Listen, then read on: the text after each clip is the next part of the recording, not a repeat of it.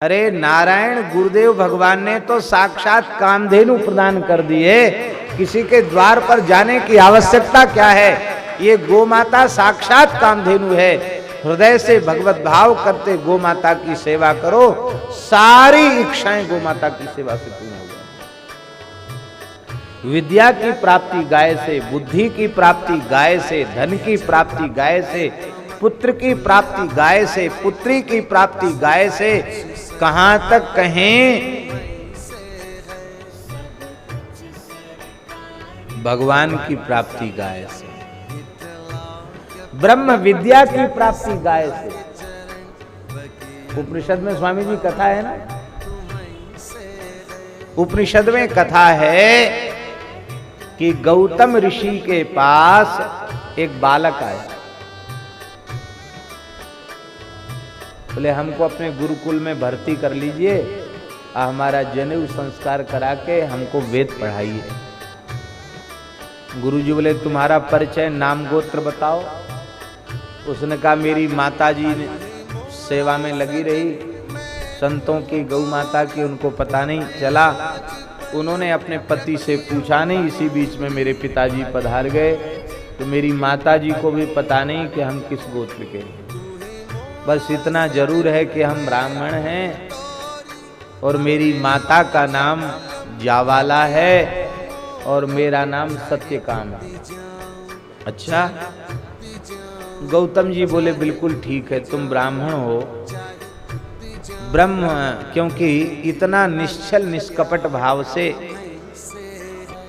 ब्राह्मण ही अपने हृदय की बात, मन की बात कह सकता है। ब्राह्मण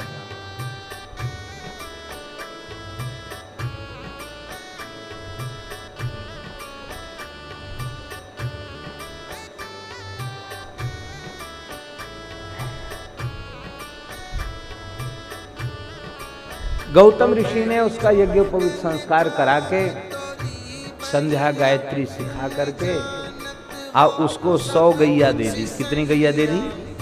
100 गैया दे दी।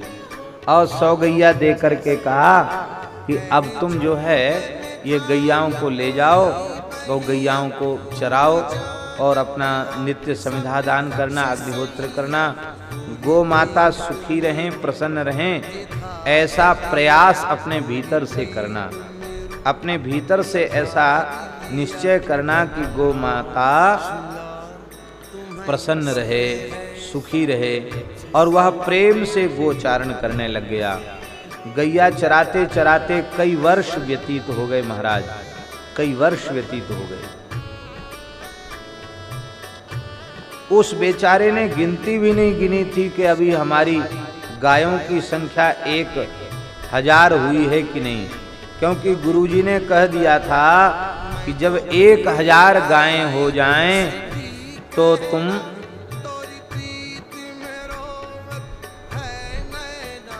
लौट करके गायों को लेकर के हमारे निकट आ जाए।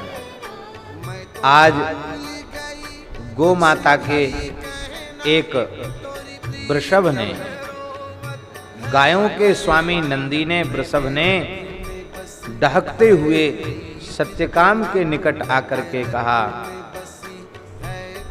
ब्रह्मचारी सत्यकाम, ब्रह्मचारी सत्यकाम, मैं तुम्हारी सेवा से अत्यंत प्रसन्न हूं। हमारी संख्या अब 1000 हो चुकी है, इसलिए अब तुम विलंब मत करो, हमको गुरु महाराज के आश्रम में, महर्षि गौतम के आश्रम में हमको ले चलो। हाँ,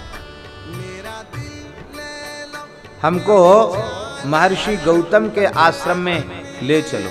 बोले ठीक है। तो महर्षि गौतम के आश्रम में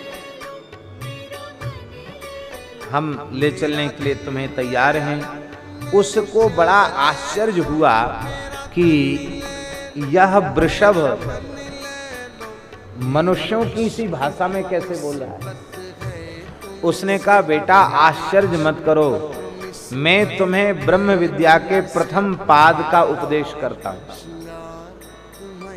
तू गो सेवा करते करते ब्रह्म ज्ञान का अधिकारी हो गया है, ब्रह्म विद्या का अधिकारी हो गया है, इसलिए मैं तुझे ब्रह्म विद्या के प्रथम पाद का उपदेश करता हूं।